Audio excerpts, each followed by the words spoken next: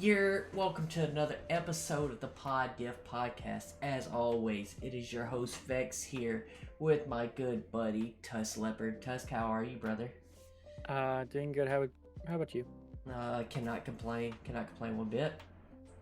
We missed you guys. We put out the little update video last week, and then with no pod, obviously, I was in prison, and Tusk was fighting in the war. Yeah, absolutely. Busy week. Very busy week. We're here to bring another wrap up episode for the end of the season, the break for the Overwatch League, and then a couple other things going on in the Overwatch world. You ready to jump into this, good sir?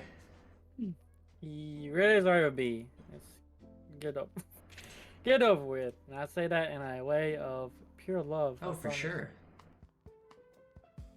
Well, the changes in the game recently, or outside of the game, praying for the upcoming season, which is on Thursday, August 10th. So less than 3 days from right now when we're recording. They released a couple posts on their website. One is the Enigma's Call and Fight Null Sector Invasion. So, Enigma's John Cena. I hate me and to do with this. I as someone that doesn't really care about, has never been into wrestling, and so I have no reference for that. And I don't think John Cena is a good actor. I don't like it. But I don't dislike it because of them trying to get people to cross over. But of all things, John Cena, maybe this is, if you haven't seen it, they have a trailer out, and if you watch Twitch, you see that they had some things going where a hack was happening and stuff like that. It's not real, it's just an advertisement, of course. And this is John Cena's the Enigma, which is like calling for help against the invasions and stuff like that. It's odd. I was a wrestling fan growing up, so I watched John Cena growing up, so I was always excited to see him. But then, like you said, it's out of nowhere. It feels very out of the blue. Yeah. We get our first crossover being One Punch Man, which was awesome. Anime and games will always coincide. It's just something that always happens. And then they surprise you with the second one being John Cena in a hood. And it's just weird. I don't hate John Cena, like you said. I don't think he's a great actor, but he's in everything. But I wonder if he's cheap. I wonder if he's just cheap. I don't know. I don't know how to judge if he's cheap or available. You know what I mean? I honestly think he's just trying to appeal to a younger crowd, and that's just what John Cena does. I don't like. He's in Scooby-Doo movies. He's in a lot of cartoon stuff. He's in Peacekeeper. Like he's in that young adult kind of like show watching area. If they wanted to stir news, that was a good job. You know what I mean? Because like we're not gonna load in when the new season drops and John Cena's gonna be on the cover. I really think he was just trailer work, and he might have some voice lines here and there with something, and he might do something like that going forward. They said it won't be the last we see him, but it's not like John Cena's the new character coming out or anything. Yeah, it's just I think it's honestly just a promotional trailer thing. Mm-hmm. Which I'm okay with. I don't want a John Cena skin. That can be kind of weird. I think if they just start releasing stuff constantly, maybe. But like, it's been a few seasons since One Punch Man. My next crossover want is not going to be John Cena. Yeah.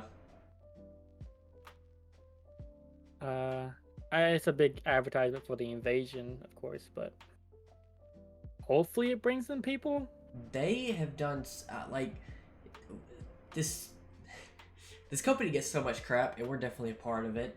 On both sides of it, it's just how it's something we care about deeply. So it's just how we're gonna criticize it, not as harshly as a lot of others do, but they've done so well with this invasion storyline. I've thoroughly enjoyed it with their story on YouTube they put out that we covered previously. Even just subtle little hints, like the people that figured out it was John Cena by decoding certain fonts, like that is so cool to me. I like the in certain maps they have the ships that's what overhead. I was just about to say. We had buddies go, holy crap, has that always been up there? Yeah, it's always been up. No, it hasn't. That is so cool to me. Like, it's just subtle little things, you know. We can ask for a lot more, and we definitely will ask for a lot more. But just something like that to kind of be like, oh, that's neat. We like that. You know what I mean? Pat our head every once in a while. As much as I like to shit on John Cena because bad actor, I think this has been cool, what they're doing. And honestly, I shit on this just because it's John Cena. Like, this is, like, it's nothing against anything else. And I don't even have, I just have no feelings towards John Cena. It's all been cool. I don't have anything against it. I like that they're trying to do stuff. If you do try to do something, I'm not gonna hate on you for trying to do something. It's when you're gonna sit there for months at a time not doing anything, where it's like, well, I don't think you're worth investing my time into. Right, exactly. Which is what has done in the past. But not anymore. Not anymore. Those days are over. Those days are over. You gotta do something now. You're free to play. You can't just break in money for no reason. But I'm looking forward to the new season. Is there anything you want to say about John Cena, the Enigma? Who figured it out? Completely. Who figured? Yeah, Felix Anthony. That was the font. That was cool. Yeah. You know, it's not the craziest thing they could have done. Just a little bit out of left field, but I appreciate them trying regardless. Oh yeah. If you do something, I'm not gonna hate. It could have been some random white dude under that mask or under the hood. It would have been like, oh, okay, cool, it's that dude. But at least it's somebody globally known. Everybody knows John Cena. You know? Everyone knows John Cena. Maybe that's why they picked him. Everyone knows John Cena. They probably called The Rock first. He didn't answer, so they called John Cena. So was it Kevin Hart, The Rock, John Cena? They'll be next. Yeah. Maybe. That's the actors I think of when we think of like celebrities that can be bought. I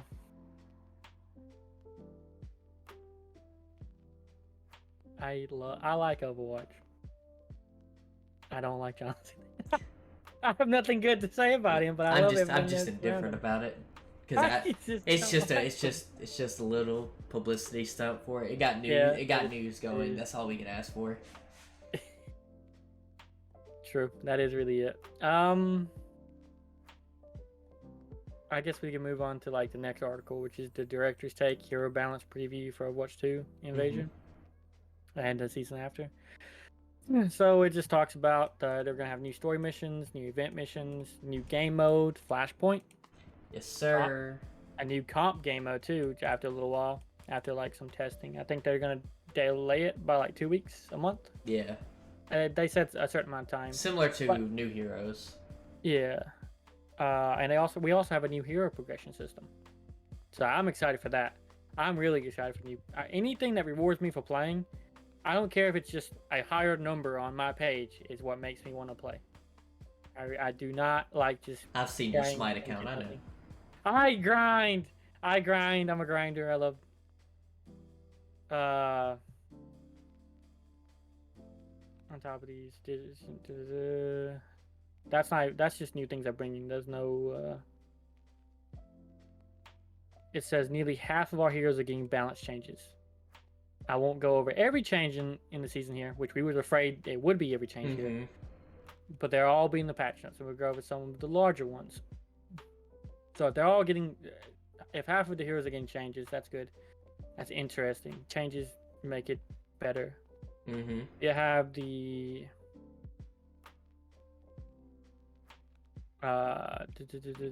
Lifeweaver. That they want to talk about how Lifeweaver was a bad release because he wasn't strong enough on release to actually be good, and they don't want to repeat that. And they said we are just gonna release. We don't want the only reason for you to play a character is because they're new, so they're releasing the next hero a little bit overpowered. They don't want it to be way overpowered, but they want you to play it to win, not just because it's new. I've been preaching it. A character has to come out overpowered. It has to. in your entire life, people tell you first impressions are important, and Overwatch has this such tight knit community of people who find something to latch onto. That's why I like, and there's other games like that obviously, but like just the fact like a main in itself, right? Like because the Life Weaver had such a lackluster drop, everyone played it and was like, okay, I don't care, and they just didn't play him again. They didn't give him the time through the updates curve like that. Some people just have such a short grasp on things.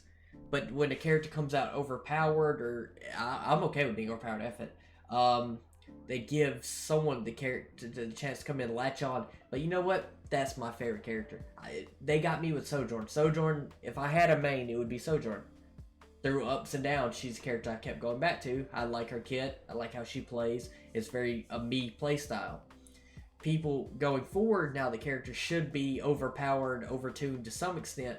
They'll have a chance to see their character at its best going in, so they'll be like, you know what? I like that character. That's me. That's my character. Yeah, I mean, if you don't have the initial thing to like latch onto, like if you're, because what you get that like the endorphins from like winning and like being really good with a certain character, like doing some cool things, and Life Weaver didn't have any of those and didn't have a good win rate. While so from the like, not meaning there's not. I don't think Life Weaver is actually like a throw pick anymore. No. But you still get that hate of like you're throwing my game by picking this. You still get that feeling of like this could have you could have been anyone else and it would have been better right here. And it's not. He's actually the best healing support there is because they wanted to give him something that made him good. And like, well, if we make his healing numbers the best in the game, it's not an immediate throw pick. And that's kind of true. Can I complain? Yeah, go for it. The reason that happens, and God, I hope this gets out to somebody. Listen to me. The reason that happens is because we have so many d-bag community content creators that instantly, when Life Weaver came out and he was bad, they instantly crucified him and made him a bad character. And there's so many little followers that listen to it, and we know people like this, that no matter what happens and what changes happen, that character is still dog crap to them because their favorite streamer said it was. We've seen Life Weaver be played in the Overwatch League. Yes, it might be a troll pick, but we've seen certain amount of success with him being played. Is he the best support? No. But the thing is, you don't always have to play the best character. That's the most boring crap in the world if you just constantly want to play the meta. That's why there's so many characters. If we want to play constantly meta, we should have 5 characters and that's it. F it. We're just going to play 5 characters. 5 characters, yep. It's such a toxic community that we need to break out of, man. It's sickening. Yeah, you just need to enjoy a character. I think I'm one of those people that honestly I don't think there should always be a shifting meta. I think every character should be rotating through at one time. I don't care about there shouldn't be map metas. There shouldn't be anything. There should be a changing constant meta forever and ever. Every patch should have one character move up, another character move down, and it should change everything. It doesn't have to be just 1-on-1. It could be half the cast. All of a sudden, this season has no armor. Congratulations. Maybe Risley finally is a throw pick, but it's only going to be for a month or 2 months. Get used to it. It changes soon. Like I don't care, but it needs to change continuously. There should be no reason like there's niche picks. Nope, because then you get to that level of stagnation where that's where one tricking comes into play. If we've been stuck in a Sombra meta, and we'll get there. I promise we will. Where Sombra's been the go-to pick, Sombra, and then now recently. Soldier have been go-to picks where we can't play a game without one or the other. Yeah. And it forces this level of one tricking to where the game feels stale. Like, you know how many times I've ran out the spawn door and got hit by a damage boosted soldier? And we're gonna get to Mercy too. You guys are gonna hate me here in a little bit. And where I've just been hit by a damage boost soldier and it just takes so much out of you. You're like, this is what we're doing again. Like, I love fresh. Yeah. I've been the one playing Soldier this season because of him being quote unquote broken. Because he's not broken, but he's just doing better with what he's got right now. He's solid right now, but solid's not good enough for people. So then they add the damage boost to it. Yeah. even when I've damage boost, I think he's getting changes anyway. We'll talk about in a minute, but he's a little better than the other hit scans. So I've been maining him, and it gets really boring. But it's like, what can I change to? And then you realize, well, it's not me here, because that's what sucks sometimes. Like, I want to play something different, but then he's like, well, this one would be great for a soldier. This one would be great if I had just a hit scan. Who's the best hit scan soldier? Like, it gets to the point where it's like, I have to match something or match them with soldier just so it's not a feel bad game. You know what I mean? I don't know. It's a weird kind of vibe. If something's absolute the best, people's gonna play it the best. So you shouldn't just make characters stale ever. There's a lot of, and then every company or every design team has a design philosophy behind it, balancing. It's a lot to it, and I think the biggest drawback about Overwatch's team is they're not really open about how they design. No. They just do, and they hope it works out. Like, I am confident people would have told them that Lifeweaver wasn't as good as they thought it was going to be if they would have just been honest about it. Like, hey, what do you think about these? Like, this is not good enough. Like, people knew immediately the first day, like, this is not it. And the other side of that coin is like I said, the community's so toxic. I wouldn't want to show them crap either. Yeah, they're gonna be like, that sucks, L, common L. It's like, dude, shut the heck up and go outside, bro. Yeah. And then the crazy thing is you're still gonna load up and play it. You just live this level of, like, every day is just miserable for you, dude. It's so sad, man. God. Yeah. You don't want to show someone that's super negative all the time something that they worked on. Man. And then you don't want to, but you can't get good feedback if you don't show people that care about it. It's just a vicious cycle. It is. That's why I appreciate the content creators that do a good job. Like, the devs go out and, like, play games with some of the They know who to talk to. They know. And I'm glad they have those people, because if as long as we have some people giving feedback, I don't think it's ever going to be bad. I think if they don't get any feedback, that's when we end up with situations like Lifeweaver just being not powerful enough. Because he's not a bad concept. I think it's a fantastic concept. It's just he didn't release perfectly with, like, what he needed to be good enough. And it's taken a couple patches just to get to a point where it's not, like, the worst support.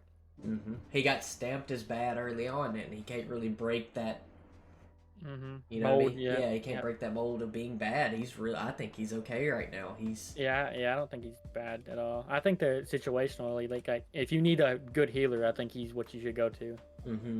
Especially if your other support's just not focused on healing. Like, there's, like, in all honesty, if you get a Zen roll out, he's popping off, killing 3 people per fight. I say you switch over Lifeweaver and enable that. Just heal like, bot, you know what? Just forget I'll heal bot. You don't feed, I'll heal him. You don't feed, I'll heal. Like, it's like, there's moments of where it matters. But there's a lot to be said about balance and Overwatch and the Lifeweaver. But they mainly say that because they don't want to release, like, an underpowered like Lifeweaver. So the next support, next hero, which is going to be a support, Illara, Illari, Illara, will be the next support hero, which is in 3 days. We don't know much about them. I've seen quote-unquote leaks on kits, but I'm not even paying mind to it. They could be right, but I'm not gonna get this image in my head of what this character is gonna be, and then it releases and it's completely different. I've seen a few and they're drastically different, so I'm like, I don't know. Yeah, someone's wrong. Someone has to be wrong, right? Someone's wrong. Yeah. Like, there's no way she's like, because I've seen where she can zoom up in the air, and then I've seen where she shoots a fucking beam of light. I'm like, one of you's wrong here. Even if one of you's right, the other one has to be wrong. Like, it's like, I'm not gonna worry about it. It's a weird kind of concept, so I haven't been worried about it. We're only telling you about the updates in this one because this is an official blog post on Overwatch.com. Like, these are stuff that they themselves have released. Yeah, this is guaranteed. August 4th, so 3 days ago they released this. So this is, if it doesn't come out, it's because they've changed their mind from August 4th to now, or to the release date. Right. Uh, oh yeah, they're making changes to how they calculate damage against armor. I read this paragraph 3 or 4 times for to understand what they mean, because I thought what they mean is that armor damage reduction is now added with other sources of damage reduction to be capped at a 50% of reduction. So what used to happen is that armor would reduce damage so much, something else would reduce damage, and then something else like resist harden, armor, and something else would reduce damage, and that would make it go over 50% reduction on damage. So make it feel unkillable, make them feel unkillable. Now, instead of armor being its own little damage reduction, they're capping all damage reduction at 50%. So now, instead of harden and armor won't make it over 50% reduction in damage. It will cap out at 50. No matter what, all these things are additive now. 50% damage reduction is the max cap, is what or it's basically saying with armor. I hope that makes it unclear. If how we're reading it is correct, it's going to make, I don't want to use the word squishy, but that's kind of how it's globally known. They're going to make tanks squishier. Not completely or easily to kill, because they're still a tank, but we talked about it before the show started. Ramatra blocked in the corner, you know what I mean? With the heals on him, he's going to stay there a hot minute. You know, there's some of your Ramachas that pop ult and just stand there blocked. As long as you got heals pumped into you, you won't go, because that reduction is going over. It's what it was supposed to be limited to. Yeah. Now, because it was because you block, and then you get armor reduction, which is what his form would give him anyway. He would have 60 to 70% of reduction in damage just standing there blocking. Now it will be capped to 50. So it's gonna make him squishy. I wonder, because this isn't gonna really affect your most tanks. This isn't really a big deal. Like, most of them don't have armor. The two that it will affect, like mostly by far, is Ramatra and Orisa. Ramatra because it's blocked with armor, Orisa because hardened with armor. And I'm afraid what they're doing to Ramatra might make the playstyle of block and stand there unplayable. I'm okay with that, because I don't think you should just block forever anyway. I don't like that idea. I think there's moments to block and moments not to. Like, you should, it's like the damage boost and stuff like that. You should know when a good amount of damage is about to hit your way. You should block, punch, another chunk of damage, block, then punch. You should when you get to that point of mid-maxing or maximizing your output, that's okay. But like you said, there's plenty of people who just stand there and block forever. Orisa, I think this will make Orisa squishier. Ramatra can stand, because he has a way to refresh that armor continuously if he really wants to. He can, as long as his cooldown's up for his armor, or his Nemesis form, it refreshes armor. It refreshes armor every time. His ult refreshes armor. Orisa could be bad, because she doesn't have shield. She has a little bit of an E. I was just about to say. She has a spear. She has nothing to protect her once the fortify is over. Then, like you said, that small eat ability. But then you can rotate cooldowns, and that's a part of being a tank, is knowing how to rotate cooldowns. But even then, she's what would you say, a mid-tier tank? She's not bad, but she's very, very mid-tier. So if you make her even easier to kill, you kind of worry about how she's gonna position the next coming weeks, you know. I mean, okay, the way they put all these stuff in the article, they don't really order it the way I think they would have or should have, because there's changes to Orisa coming up, but they don't have it next. I want to go to Orisa's changes, because they're trying to change her, because I'm sure they're anticipating the same thing as we are. Right. As like, maybe this is gonna do too much for her. Maybe this is gonna do too much, because her whole thing needs to be survivable. But if she doesn't have shield, she doesn't have eat, she doesn't have block, she's not survivable anymore. There's people that can do that better now. So what is her? I read it a minute ago. We've talked about it. Oh, her damage fall off, right? Yeah, her damage fall off. Thank you. Yep. If I can see, because it was damage fall off and something with her ability. I don't remember. We'll get through it next then.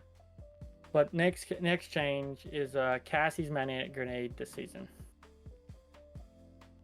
To address some of the extremes of the ability, the maximum range will be shortened quite a bit with a 1.5 second max travel time, which is interesting because it's completely the opposite what they wanted to do at the beginning of that ability.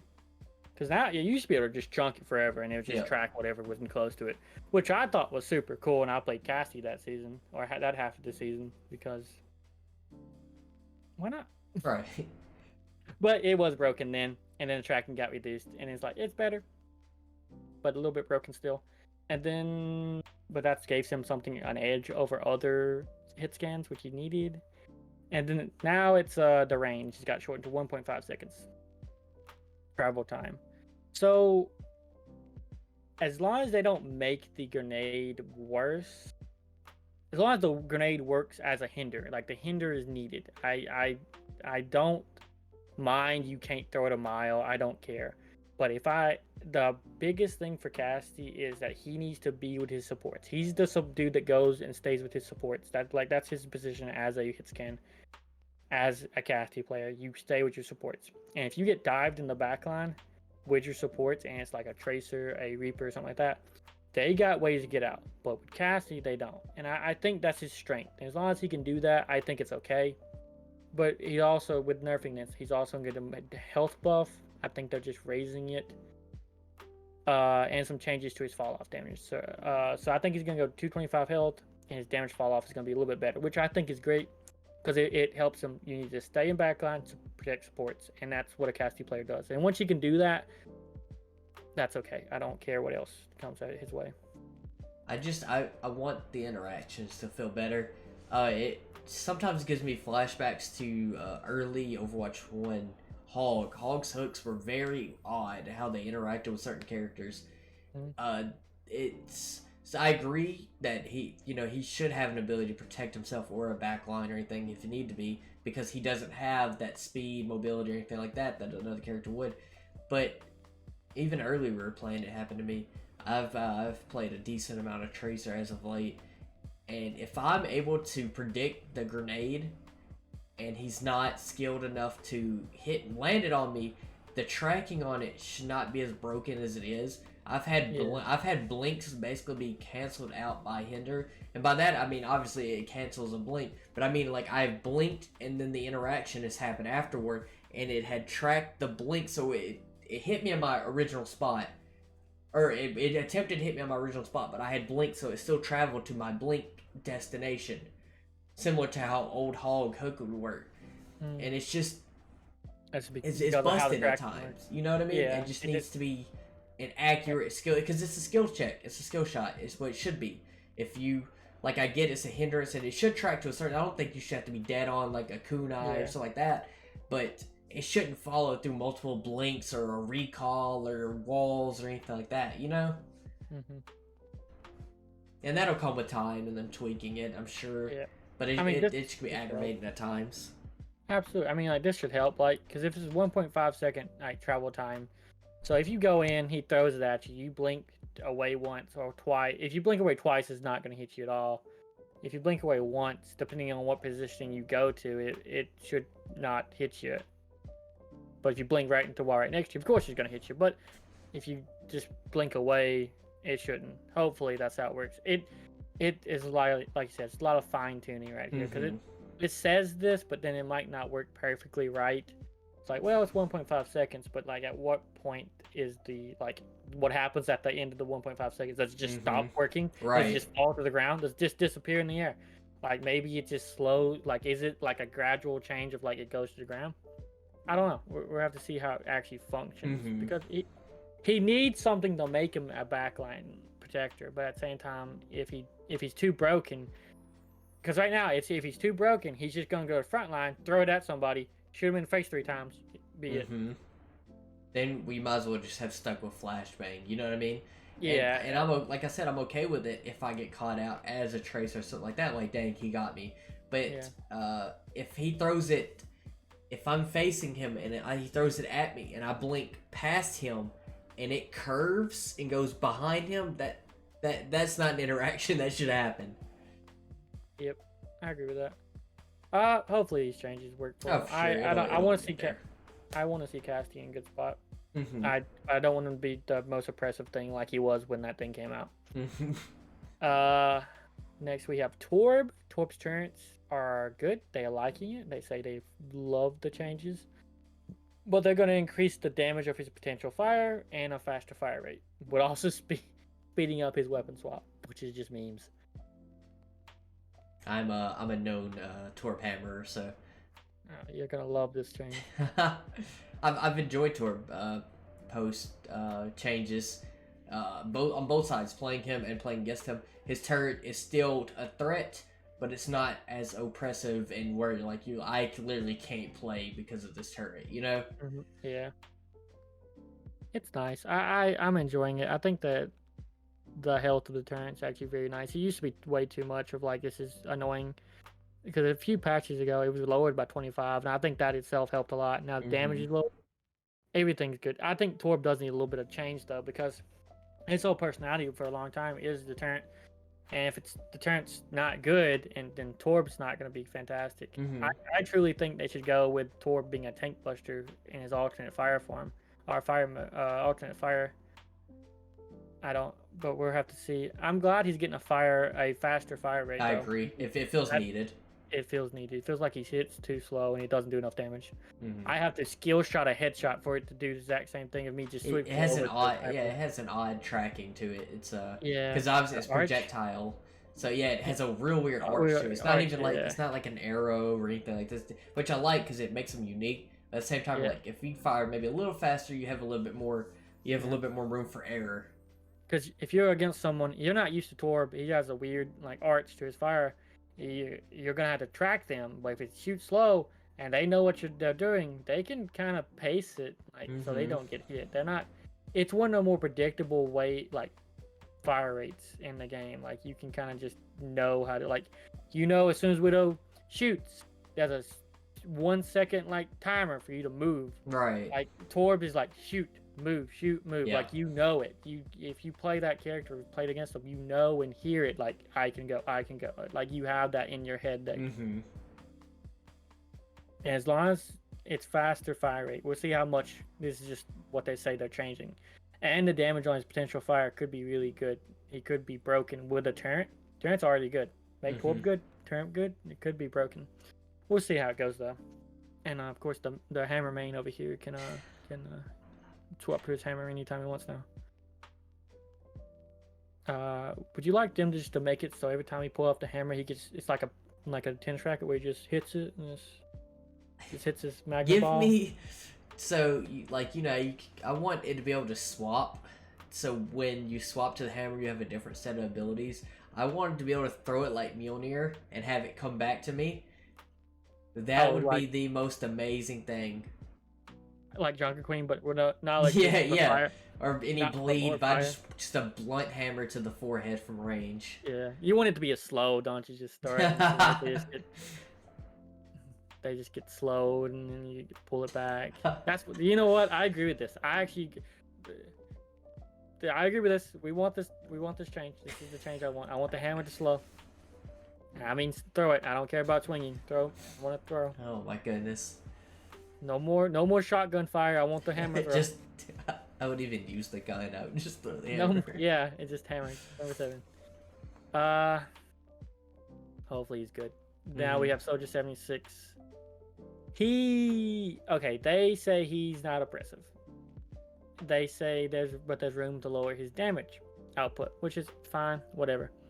He's a little bit oppressive though. I don't think it's his fault. I definitely don't think it's his fault. I don't think they should change that. We'll be reducing damage on his Helix rocket, which I don't like. That should be something they don't change. And slightly increasing the cost result, which fair enough. It's a good alt. I don't think it's ever going to be a bad alt, as long as you're a good soldier. Is the key here. But that's a good alt then. If you're better with your character, then you're better with the alt. That's a good alt to me.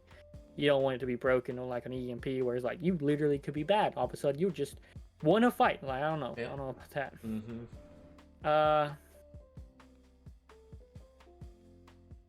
So I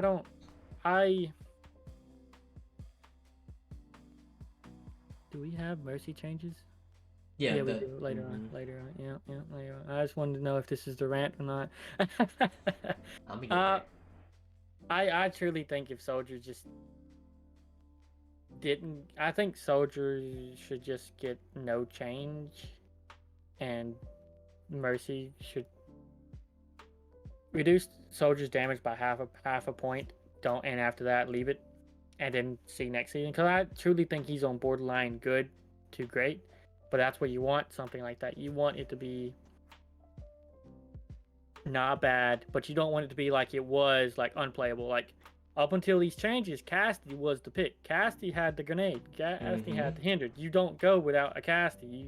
Soldier wasn't the pick. Now Soldier's a pick, and Cassidy looks bland, but Cassidy's not bland. It's just Soldier a little bit broken with combinations of characters. You got anything you want to say, Soldier, or we can move on? Like I said, with when the rant comes, you understand the meaning behind it.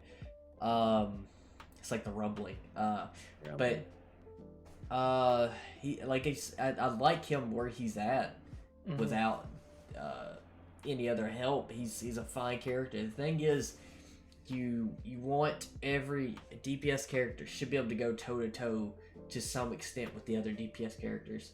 And like you said, Cassidy was the pick beforehand because he could outplay a Soldier, and even that. But now it feels like it's more the table's turn where you have to be really solid at Cassidy to make it work over Soldier. So why not just pick Soldier? Yeah, unless you really go to Cassidy, you throw it. The Soldier's gonna be a better outcome for you. Oh, okay, and going back to Teresa, I don't know why they just make it ahead the beginning of the paragraph. They're going to continue to make changes to Teresa. Her Fortify will now grant 125 bonus health, and her damage fall off will be slightly extended. Which, when we talked about the damage reduction for armor, it means she's going to be a little bit squishier, and that's going to affect her heavily because she doesn't have a shield and have each block. She has a small E, not great, but right. More of a momentary thing. Yeah, you don't use that thing as much of an eat as you have like Sigma or stuff like that. I hope to see this. I hope this works. I don't want Orisa to be bad. People are saying it's good. I've seen people post like Orisa's now best tank. I don't. That armor might hurt. It really depends on the damage fall off too. Because if it's drastic enough, then you could be talking something serious. You know what I mean? But if it's just ever so slightly, then. Because right now I think it's 25. I think it was at 1.35. Or 30? I don't remember. I think it's at 25 now though. If they make it, just bump it up like a few more meters. Because she doesn't have fall off damage, does she? Because she's a projectile. Yeah, she's not hit scan, so she has no fall off damage. So I think that becomes part of the issue, is that if you don't have fall off damage for projectiles, you don't know how to balance the distancing. You know what I mean? Nope. Orisa is the only projectile with fall off damage. Yeah. She's the only projectile in the whole game with fall off damage. So that makes it harder to adjust because you don't know when the fall off damage is gonna matter. So if they raise it to like 30, give her 10 meters, all of a sudden she can hit you from high ground and hit you hard. But if she's too short right now, which I feel like her range is too short right now, so she can't even make it to high ground because she won't even do enough damage. So they need to find the good middle ground of You don't want her to snipe you, but no, you don't want to snipe because she used to do that. Yeah, she used to definitely do that, but you don't. She feels very short range based, and like I said, you don't want to tank with crazy long range. But you don't want it to be. You can be outranged right now is the issue. Yeah. I feel like her damage is the same as Hog's damage, and he has a damn shotgun. Right. So it's a weird combination. But that used to be what happens. She spears the hell out of you into a wall. She shoots you 3 times, and all of a sudden you're dead if you're squishy. Especially no escape or no way to get out. You're dead. That's it. So that was the combo. That's what they was afraid might happen to Orisa if they buffed her. But I hope the best for Rissa. I want it to be Rissa's a good tank. I don't think she's a great tank now. I think she's still like mid right now, but mid in the best way possible because a very basic pick. Basic pick, but if you're gonna learn tank, I think Orisa is what you should learn. Absolutely. I think Orisa does a great job at everything, and not like an oppressive job at anything. So, as long as she's still playable, I won't bitch. But if she becomes to the point where she's not playable, I think that's a tragedy. Now we get to the support section. Do you have anything you want to say about Orisa? I think you covered everything. Thank you. Of course. We have the support and invasion. They're gonna make changes to our current support heroes. Lifeweaver is gonna give his ult more impact by giving Lifeweaver himself more survivability through his rejuvenating dash that heals more. They don't say how much, but it's gonna up it. His health is gonna be somewhat proportioned to shields, so he's gonna have reduced damage, and he's gonna be able to regenerate faster too. I don't think shields are reduced damage, are they? They were shields have some kind of reduction. Yeah. Okay, armor has the most reduction. I was like, does shields even have any? Yeah. It is. I forget. Sim has reduction too. Yeah, she has mostly. Yep. So that it's gonna be like Sin, where he has a small amount of shields, or most. We'll see how much they're not telling how much of it. I wouldn't imagine it'd be a majority. I just imagine it's just a little bit to kind of help with the reduction, because he is a bigger support. He's big. Yeah, so. And any amount of reduction to damage is going to help that amount. It's going to help him because he has the dash and he has the pedal where he can be some more survivable. And the overheal. Overhealth up to a maximum of... I'm going to read this verbatim because we don't know how it's going to work, and I don't want it to be misconstrued. Part of Tree of Life's healing will now be converted into overhealth, up to a maximum of 100 health per player. That's all it says it does. I don't know if it means like a beat drop, like only when you're in that range when you drop it, or it will overheal you to 100 health per player continuously. I don't know which way to read that. It's odd. I would assume it's similar to a beat drop, to where that one time it'll reach you to that plus 100. But I couldn't imagine it constantly healing, because then once you step out of that range, it would just fall right back. And I don't know how stepping in and out of it would work, you know what I mean? So I would consider it similar to a beat drop, but I also don't know. So, like you said, I appreciate you reading it verbatim, so the only way we'll know is when we see it. Yeah, because it's a weird way of, like, because it's making it like a part of the healing will now be converted over. I was like, what do you mean a part of the healing? How can you heal over health? Like... Or what are you taking? Because it could be read as like, we're going to reduce the healing on this, but it would be overhealth at the beginning, so a beat drop. Or like, it's just going to heal you 100 extra. It's like, what? I don't know. But it has one line verbatim, that's it. So we'll see how it goes. I want him to be good. Yep. I like the way he plays. I like the way he feels. I want him to be good. We'll see if it is. We will see if it is. Don't fuck up, Lifeweaver. Don't fuck up. Well, they did when they put him out, unfortunately. Yeah, but I need to talk to Lifeweaver especially. Like, hey, I need you to start doing better, okay, buddy? Yeah, we'll pull him to the side. Hey, I need you to start pulling better, okay? You're doing good. You're doing good. You gotta lock in, buddy. We gotta. You've improved, but I need you to just do really good right now, okay? Then we have Kyoko's Protection Suzu. Will now heal slightly less. But when it cleanses a negative effect, it would do an additional burst of healing. It doesn't say values here, it's just a post. The slight knockback on Suzu is also being removed, so no knockback. That's all it says for the changing. So burst healing when it cleanses a negative effect. Slight less healing other times. And no knockback on Suzu. Why? Why not? Why take knockback away? I don't understand. It just seems like a random change. I don't know. Because I'd said before the podcast, it takes away that boot potential. But it was such a rare thing Like, how often were you getting booped by Suzu into something dangerous? Not really. You weren't ever really getting touched by it because it's more dangerous to throw a Suzu forward than backwards. Typically, you're going to cleanse a tank or whatever. You wouldn't want to throw it where it could get eaten or blocked or anything like that. So you typically throw it behind the tank anyway. So I think that's just an unnecessary change. I do appreciate the more healing, and they had stated that they basically want it to be used more. Excuse me. Because it's just being held to, like you said, fight off any kind of negative effects.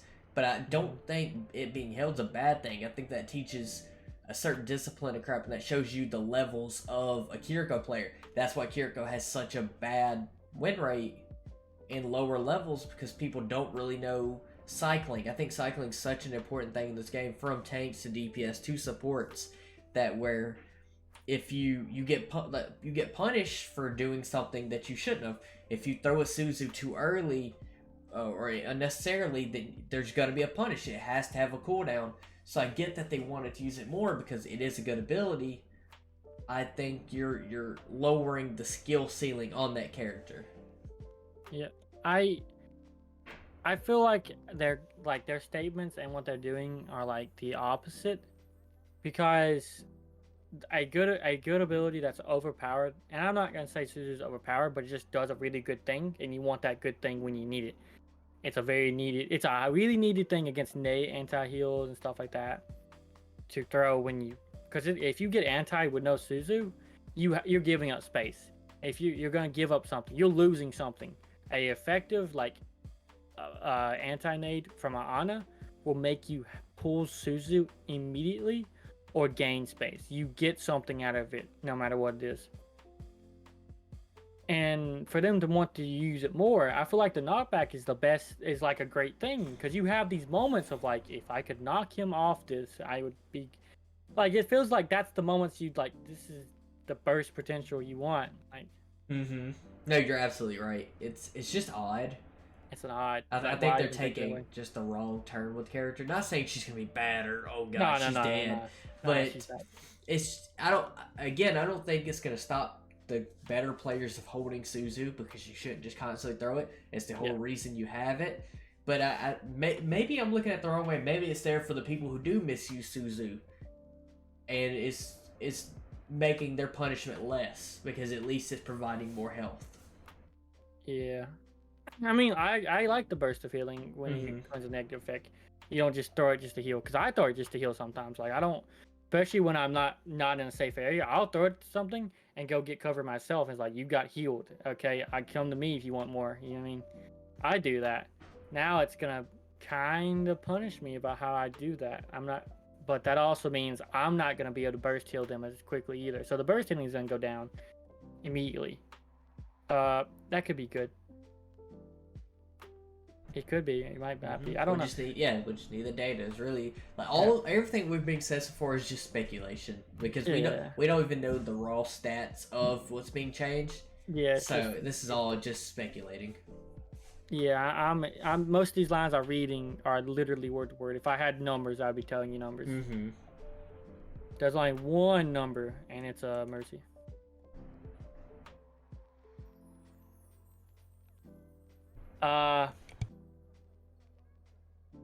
I don't have much to say about Kiriko. She's still gonna be good. There's no doubt. People are still gonna do the exact same thing. This actually might be better for people that hold it, honestly, because of burst. We can get to Mercy. Would you like to? I'll read out. Yeah, read me the stats, and then I'll prepare myself. Okay.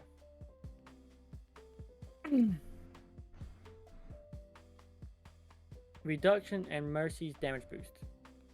It won't be a lot, but we're reducing it. We will be reducing it from 30% to 25%. At this value, we feel the ability. We still feel effective while giving us room to rein in certain damage spikes. We're aware this is a contentious topic, and we're doing our best to be receptive to the various community opinions. Summary: we're reducing 30 to 25 from 30% to 25%. Because we still is effective, but also help us rein in certain damage spikes. It's 2.5 damage, I believe, right? It's the difference. Yeah, basically. Yeah, it's no. Let me preface: I don't hate Mercy mains. Everybody has a character they latch onto. I just hate Mercy. Exactly. Everybody has a character they latch onto. You don't want to see your character die. I get that. She needs a rework. It doesn't fit in this game. The whole point of this podcast and what me spoke on since day one is we're speaking for majority here. We're Xbox players in middle ranks speaking on what we witnessed. This isn't high level like you'll hear from other podcasts. And that's not just other podcasts. We're just speaking on what we know. And every single game, and I'm mostly a DPS man. It's all I've played all season, the majority of my career. Every single game is nothing but a mercy pocketed soldier. And it gives this illusion that DPS players are better than they are. And it's sickening to me because I'm putting up their stats without my pocket. I've never asked for a pocket. If a mercy latches onto me, it's whatever. I'm not going to get off me. But it's such an annoying thing because it gives the enemy character such an edge on me when I could easily be outplaying them in every other facet. But because they cannot die. The healing is one thing, whatever you want to do it, but if you're putting out just raw how many times have we started a game and our DPS will not even have 1,000 and their soldier has 3k? We just started because that mercy won't leave her, and it's these e-boys and e-girls, and it's sickening. Get off each other. Go touch grass. I hate it. I hate it. I hate it. I hate it. I don't hate mercy. I don't hate mercy mains. I hate where your character's at, and I apologize for that. But please stop letting some douchebag tell you to pocket him constantly and play for yourself. So damage spike in Overwatch 1 was better handled because you had 2 tanks. You could deal with a little bit extra damage. Mercy doesn't do great area healing, so it becomes a very much an easier thing to deal with when you just have 2 people for the price of 1, as long as you just don't get killed by them. Now you have 1 tank, and depending on what's going on, your tank either is going to have to be fighting the mercy boosted person, which you're never doing, because a mercy boost on someone, usually they're good enough to know not to face the tank right on. So they're going to be poking at your squishies if they're doing everything right, which if you're at Masters or if you're at Diamond, you're at least getting it somewhat not stupid. So that's a pain in the fucking ass. So you cannot take them down, because if you can't burst them faster than they burst you, they're going to have full health. And the best way to just combat mercy boost or mercy pocket is another mercy pocket, because there's no one that can heal you that fast. There's no one that can damage boost you. There's no one that can just always be right next to you for support. That isn't a liability. Mercy doesn't work. Mercy's never gonna work. Yeah. It has to be a change to her kit, and they even stated that in the article you just read, that they know it's a sensitive topic because mercy mains are some. You guys need help. I'm gonna be honest with you. It's okay. I get it, but I don't. But I do. But the character has to be changed in some way. 2.5 damage. That's laughable. That's not gonna change anything. I always thought they should make it 15% and see where it goes from there. I mean, I don't know what they. I have no shame to telling you, Mercy mains. She's broken. No one fucking likes her.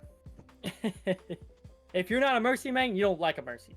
That's just how it's gonna go. That's real talk. I don't like them. I don't like her. I don't like the fact she can fly. I don't like the fact she has a fucking pistol. I'll make you a deal, Mercy mains. Advocate for no fucking pistol, and I won't get rid of your damage boost. But I need you to either be fully a pocket or shut the fuck up and leave me alone. That's it. Don't ever pull your pistol out on me. I cannot stand that shit. Period. I am trying my best to fucking work and do this job of killing people in this game. And all of a sudden I have a pistol Mercy that doesn't really have to aim. I've used it. I've played all the characters. You do not have to actually aim at me. It's not a fucking hit scan. It's a fucking projectile as big as my head. But for some reason it looks like a small bullet, and you don't have to actually hit me. And for some reason, it still does damage. Get rid of the pistol. Get rid of pistol, and we'll talk about leaving Mercy in the game. Until then, until you're willing to give up your damage boost or your pistol, or get a full rework where you can still fly and have a mass res again, or some kind of form of fucking bullshit res, damage boost, and heal pocket. I don't care. It's all broken shit. Then we can talk about Anna getting her kits separated. We can talk about your pistol going the fuck away. And we can talk about how Lifeweaver deserves more love than all of you bitches. You don't fucking like Mercy. You fucking suck, Mercy. I thought my rant was crazy. I can't stand it. That came from the heart, you can tell. I like people that play this game, and I like people that like a character. But if you think Mercy's balanced, you have to be telling me you've only ever played this game, because you can easily see a pocket on anything's broken. Every game has one. All the big games have one. Smite, League, all that stuff. They know what makes one broken. They've had meta where those things are broken. And we can go and look at those games and we're like, oh, this one does too much. Oh, we can't have that. That's not working. Nope. There's Aphrodite and Smite. There's the Cat in League. They do the exact same thing Mercy does. And they've had metas where they're broken. And they're like, this is just not much. This is too much. They work the same way. They do. There's games that have mass res. They know what works and what doesn't. You can go look at examples in gaming where these things are broken and not broken. Mass res was broken. They knew that. They changed it. Damage boost is broken. Games have changed that. This is the last one not to. You've got to do something about it. Mercy is ruining DPS characters. One, it's giving you DPS characters, like an ego, and you need to get out of my lobby because you don't belong there. But because you're making your poor wife, who doesn't like Overwatch, play, and she's following you around, damage boosting you, you feel like you're actually solid at the game, which you're not. I'm sorry, you're not. And it's screwing up. It's screwing up stats. Look at Soldier. Soldier without a damage boost right now is a good character. Yeah. He's not broken. He's solid. He's in line with where he should be. But then every time something gets touched, they just layer it. Like, you know what? F it. We'll just stack it on top of each other. Give it a damage boost. Like, now you're ruining the character. You're making characters that are viable to broken, and now that character's getting killed and put into the ground because of the damage boost. Like Pharah. Pharah is a garbage character without a damage boost. So they should fix Pharah, not Mercy. Mm-hmm. Because Mercy makes her viable. No, forget that. She should be viable on her own. Fix Pharah, not her.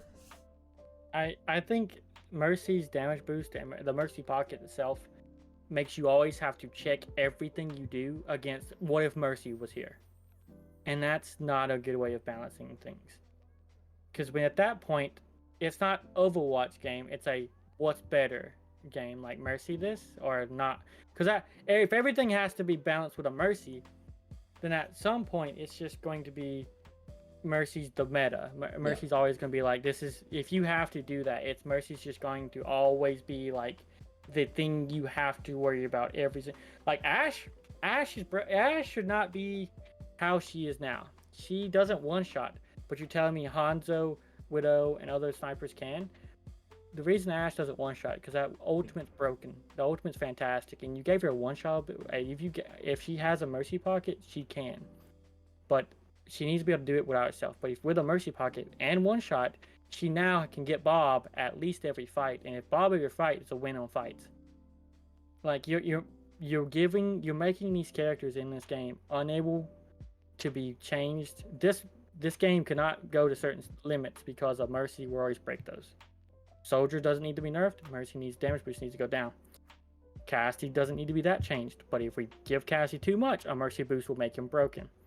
Imagine a boost and their enemies hindered. All of a sudden, you just won that fight. We're not being good. Ashe can't have damage boost because then Bob's every fight. Yep. It's never been about the healing to me. It makes it harder, but it's the damage boost.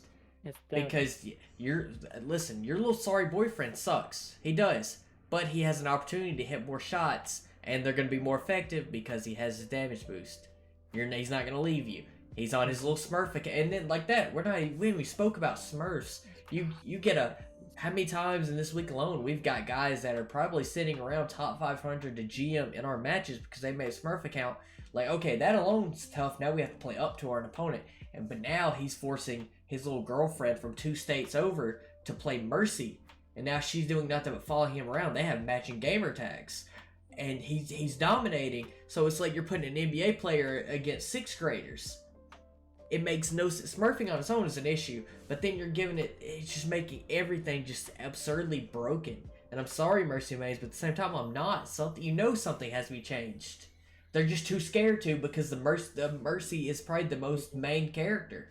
Yep, Mercy's very unique, and I don't want her to be destroyed, as in like her playstyle. But I do not need do not make your character have to be checked against everything, just to not be broken. Don't make Mike Soldier and Mike Ash and Mike Casty bad or unplayable at times, and I have to switch between, because that's the shit part right here. I can't think of a damn meta where all of a sudden Mercy's the throw pick. I can't. No. It's never. No, it's just never. And I hate it. I hate it so damn much. Like, no matter what hit scan, one hit scan's always gonna be better, and that's just how it feels like it always goes. Which is whatever. But then Mercy, people's gonna come out in Mercy and be like, your heals are singular, your damage boost is on one person. You're making your support play a character that has to mass heal. You're making your DPS have to play something that gets that benefit of the Mercy. Because if you pick a Mercy, you can complete. I've had it multiple times. You go into a game, you pick 2 dive characters, and you have a Mercy support. The Mercy's gonna go playing because the Mercy's gonna die, because the Mercy just can't go with that.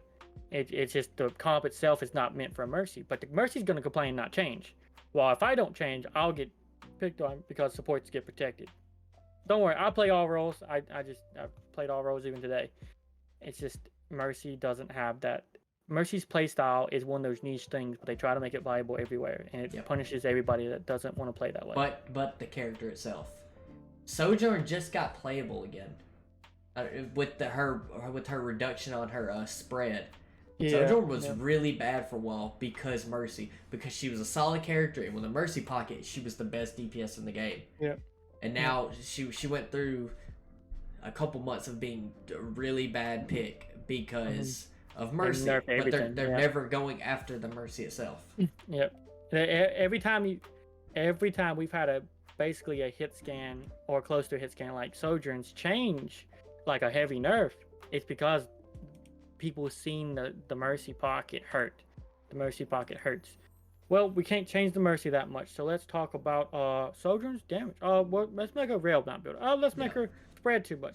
You know what? That bubble, no damage on that bubble, or no slow on that bubble, because we don't want you building up for that.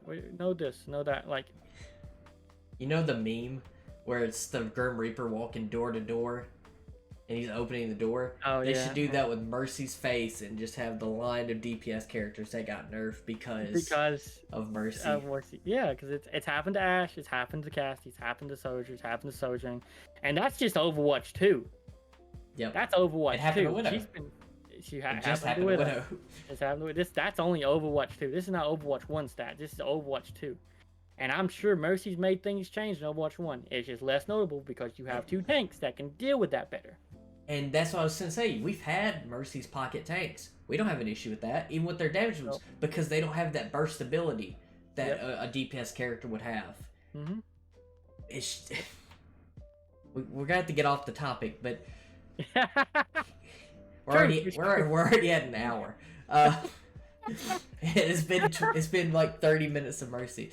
So just fix the character. Stop. We have to figure it out. It has to. True.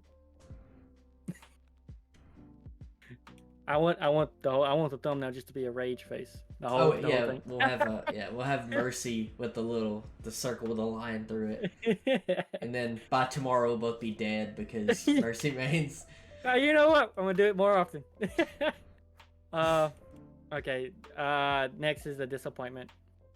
Because everything's been good up until this last paragraph. Sombra has a few changes coming next season, but in season 7, she'll get her debut larger rework, which is basically telling me that she's not getting changed enough to make the meta not Sombra, because Sombra's broken. Yep. Sombra's more broken than anything right now. Speaking of oppressive characters. Yeah, Sombra's broken. Broken. A character should never be good enough where a bad person can play them and be good. I'm not a good Sombra. I'm a decent one. I'm okay one. But I shouldn't, even me, I'm not doing everything to a T. I shouldn't have an EMP every fight. Sombra's EMP is the 3rd least costing ultimate in the game, and that makes it so she can get it every fight, and it gets a real annoying real fast. Yep. Because I think the other ones are like Tracer and Baby Diva. Oh, yeah, Baby Diva. Yeah, that's Baby fair. Diva, Tracer, EMP. Yep. And all you have to do is, like, for a push map, and that's what first thing popped in my head, like Coliseo, is you just throw a translocator, and you go to their spawn, and you shoot their tank until you're about dead. Then you jump back, do it again. You do that twice, and you have EMP. Mm-hmm. It's EMP itself, like I said about Soldier's Ultimate. I know people said Soldier Ultimate can be bad at times, and I think it's all based on how you play the character. Like, a bad soldier's gonna have a bad ult because you obviously didn't know how to play soldier to begin with. EMP, you don't have to be good. No. You can have the worst person to play Sombra. Yep, as long as you hit people with that EMP, I promise you, your tank, your order damage, your supports, they'll go in. Because everyone knows you got EMP, you got like 1 second of no ability to not kill you. That's all I need half the time. It's just 1 second of and all you need is a guaranteed kill. You just need one. Yep. Most times it's gonna be the tank. Yep. If you can do 1 guaranteed kill per EMP, you're gonna win fights, and it's gonna be enough consistent like pick that you can just win games. Mm-hmm. And that's just mediocre Sombras, much less higher end, like best Sombras in the world, like best team, best Sombra. It's just we can.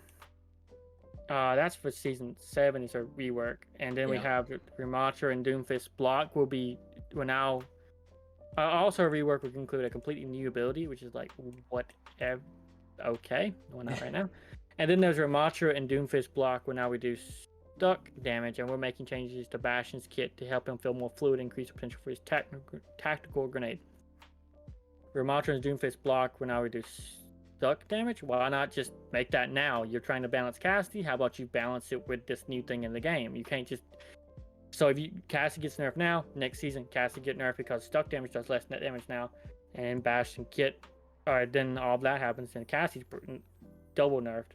Then Bastion's kit is to make it more fluid and increase potential for his tactical grenade. What's the beauty of Bastion when it's literally you need those moments. Like Bastion's damage is really high because he's bad most of the time. Mm-hmm. You just have to learn to work with that, and if you can, you're a good Bastion. They have played Bastion in pro scenes. Yep. How he is now, effectively, they've won matches with him. That is not a throw pick. You tell me you're trying to buff Bastion? No. The best thing that happens sometimes is you'll be against a bad tank. Switch to Bastion, kill him. That's all it takes sometimes, because that's Bastion's good thing. Reaper, Bastion, and like a few others are tank busters, and you can just kill them immediately. It's like, if you're not a good enough tank to balance against that, you're going to die. So you're telling me Bastion's now going to be a good character against DPS and against tanks? Like, there's a give and take here, but you make Bastion good at everything, he's going to be the most played character, because who doesn't want to? Why not pick a dude that can kill tanks, kill supports, and kill DPS without being bad? You can't give a character everything. That's the reason we have characters. yeah, exactly. They need to have their weaknesses. Bastion has his weakness, and if you play around it, he's fine. Don't take his weakness away. Don't make that any worse. That's all the changes they released. Overwatch 2 Invasion goes live on August 10th. So 3 days from now. Yep. From time of recording. Less than 3 days from time of recording. Any of those you want to talk about? That's season 7 and but beyond. So yeah, that once more came out about it, I'll be able to give a better kind of spiel on it that I can understand at least a little bit better. Absolutely. We can move into League then. Let's do it. We're only an hour in. Nothing crazy. Yeah. It's no big deal. Okay. Spark is the only team that's gotten a roster change in the past week, or the past 9 weeks since we recorded, actually. So about 2 weeks. They just got a new assistant coach. Yaoxie. Yaoxie.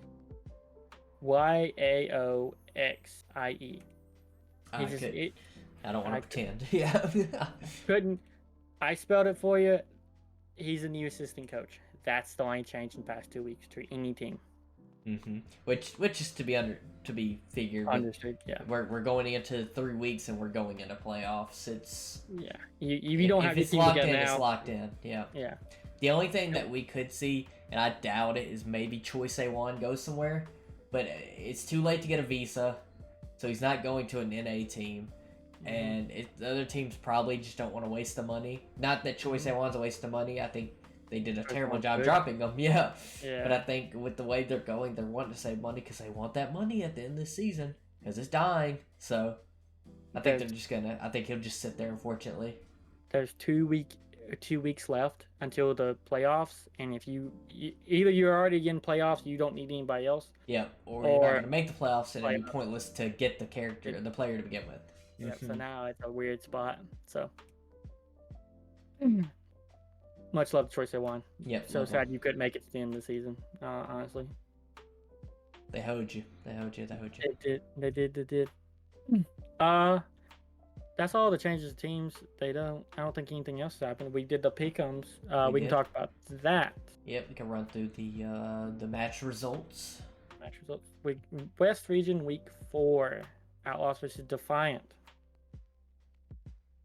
Outlaws 3-1. Yeah, but Defiant continues to look better, but still, obviously, they're still a tier below the top teams.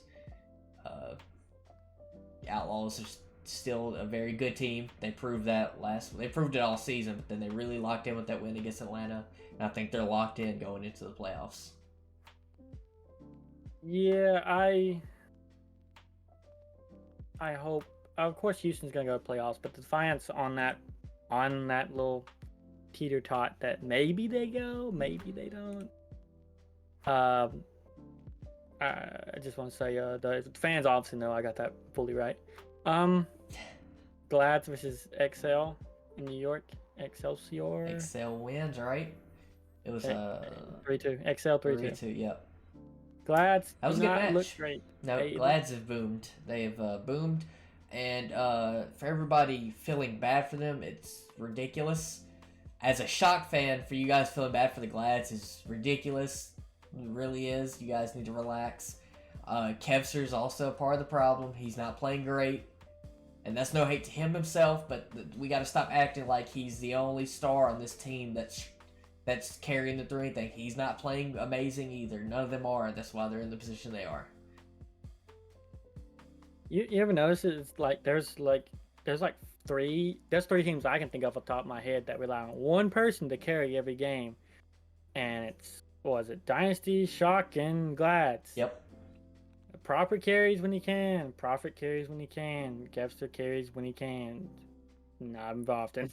Yep, but that's what they want from him, though. That's what they want. That's their game plan. Is Kevster carry and it can carry. And they tried to tell me that Kevster was a better player than Prophet. Keep that in mind now. That's crazy. But whatever. Glads aren't probably going to make. Glads did not win against XL, and they did not win against Outlaws. That means Glads is most likely not making playoffs. Yep. They need to win one of those, and also needed the other teams to lose. And Glads is the losing team right now. You hate to see it. Like, again, I don't hate the Glads. I don't hate any of them out there. No, I don't hate them. But I don't it's hate just no, for sure. It's just unfortunate that it is the way it goes. It especially is. for the last season. I don't feel bad because this is the first time they've never made it. Like, you're telling me exactly. Like, let somebody else have it.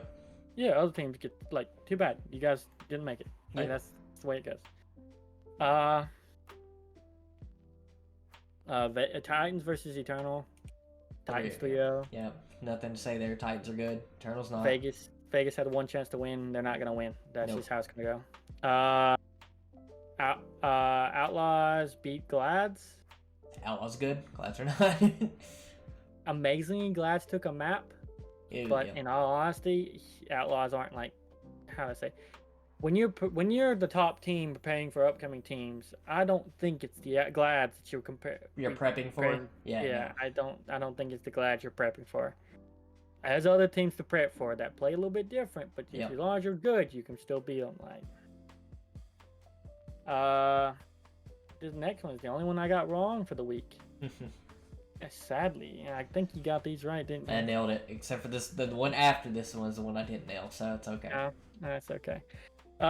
New York Excelsior versus Washington Justice. This was for being a 3-1, this was a really entertaining series.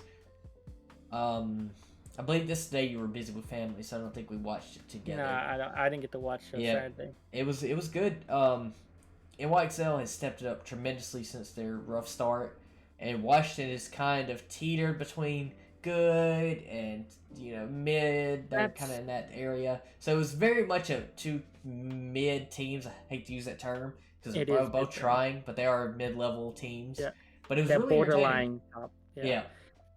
I really thought. Okay, so I don't think Justice is gonna make it to the playoffs. I think New York had a chance, but they had to beat Justice here. This was New York's chance. They had to beat Justice, and they had to beat the next game. They lost against Justice, and as you see, next game or the game, the day after, they lost to Defiant. So in my head, I always thought New York beats Justice, and if Defiant beats Justice, New York versus Defiant. But it might also still be a rock paper scissors effect, where Toronto still beats New York. But I thought New York would be the one competing against Defiant, and right now Defiant's still the one closer to making playoffs than New York now. Yeah. Because of this loss to Justice. It's that simple. It is because of the loss to Justice. It was a 49.4 to a 50.6 bet. It was 50-50. It's a coin flip no matter which way. So good. Best of luck to all of them. Yeah, absolutely. Good game for sure. But sad. Jock versus Titan. Titans 3-1. Titan 3-1. He's saying played out of his mind. It was kind of crazy. They said it was his revenge game because there was no bad blood. It's just something to hype people. It's fine. Just a thing. I love he's saying. Yeah. Everybody we picked him up for his name. We knew he was a good player, but you talked about early on. He plays too much like proper to have two of them on the same team. You need someone else to do the other things, and he showed in that game. He was he's good. They played well. Yeah, they all played amazing.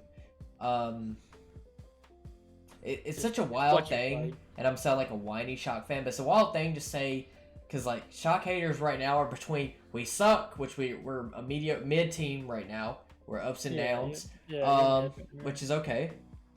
We don't have to be the best every year, but that's the preface we've set because we've been good almost every year. So it's one thing that when we win, we still suck, right? But when we lose, it's way more impressive for the other team because you just beat the Shock. So it's kind of weird how we get the bloody end of each side, but we also have 2 championships, so both my testicles you can lick. But whatever. Shout out to Heesang, shout out Punk, Crimzo. Sugar Free played really well. It was an entertaining series for even being a 3-1. It was really entertaining as an Overwatch fan, not just a Shock fan. Yeah, absolutely. This still makes them even. It's literally Shock has just lost one more game than Titans. Yep. They're still competing for. I don't think they're gonna beat Defiant out since Defiant's 6-9. As you know, they will beat Defiant out because. Shock's 8-8 and Titans is 8-7. So these two are still up for who goes to the playoffs. Defiant versus Justice. Defiant 3-2. Really good match. Really good match. Yeah. Defiant. They're like I said, they're both in that fighting for a spot thing. And it's kind of crazy that everybody down here is scrapping for a spot, and then you look up and Atlanta's chilling there. But whatever. You gotta enjoy it, right, where you can. Yeah. And it's good to see Toronto play to where they should be, where we thought they'd be at the beginning of the season, and now it's just unfortunate it happened so late because now they're playing catch up. Absolutely. But hey, look at the team Shock did beat. Yeah, I mean, not trying to flex or anything. We stomped out Eternal. Not this light work. It's what we do. Light work. Finn played amazing. It's easy. Shock 3-0. Vegas. Who would have thought? Who would have thought? Who would have thought it? Who would have thought? Vegas suck. And it's not the players. If they had another year, and you said maybe some movements in management, and maybe one more move on their roster, I'm not saying they're winning a championship, but they're a competent roster. Yeah, Knife is good. Knife is really good. Their game against Valiant because they flopped out Knife. Yeah. Knife is good. Knife is so good.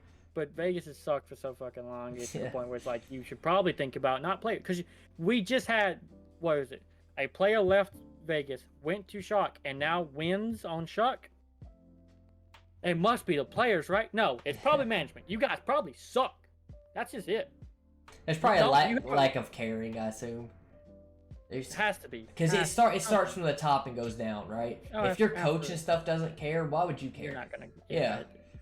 And I could be completely wrong. I could be, but records and everything else show otherwise. That they're just the organization is just kind of they're okay with being mediocre, or abysmal. Mediocre means they have a chance to win. They're okay with going winless, and they're gonna be okay with taking that $5 million or whatever it is at the end of the season. Yeah, I truly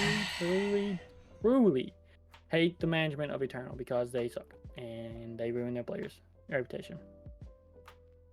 The East region week 4 was it Charge versus Dynasty? Yep, 3-1. Dynasty 3-1. Yep. Dynasty 3-1. Chengdu's bad. Perfect. Chengdu's bad.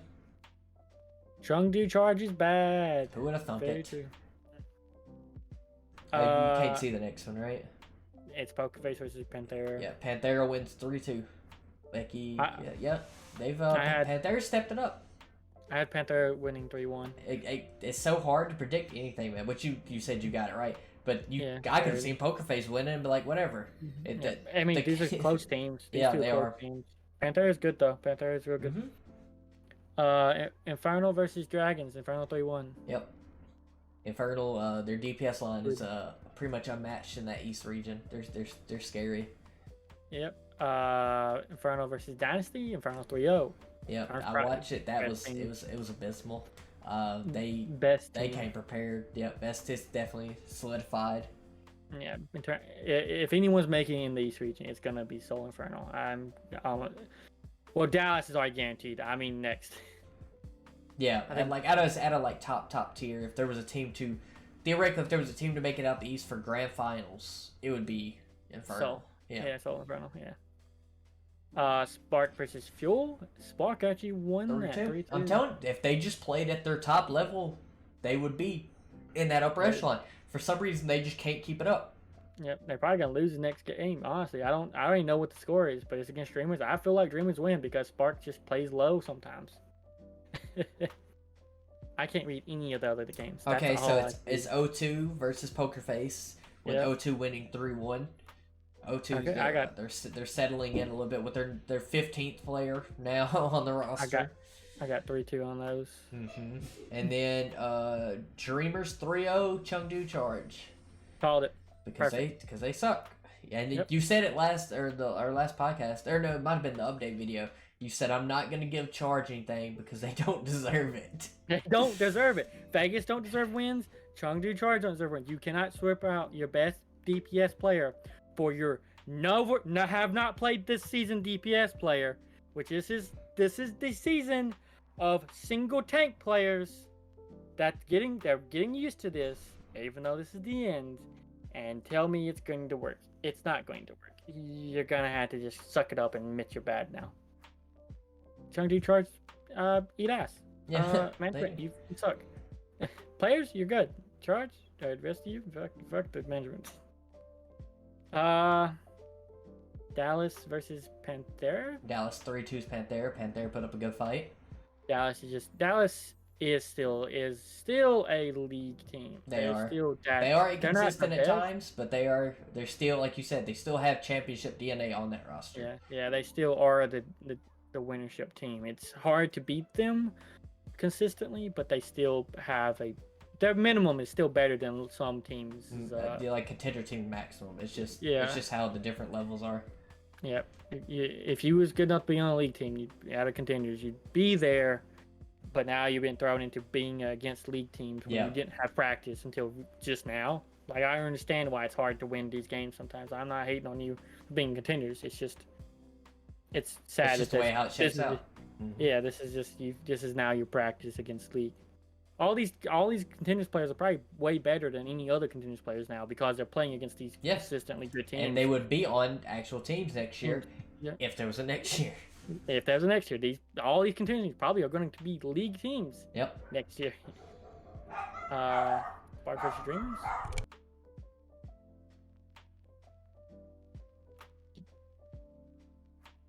Sorry, dogs are barking. Oh, it's okay. I had to let them know that it's time to be quiet. Spark 3-1 Dreamers.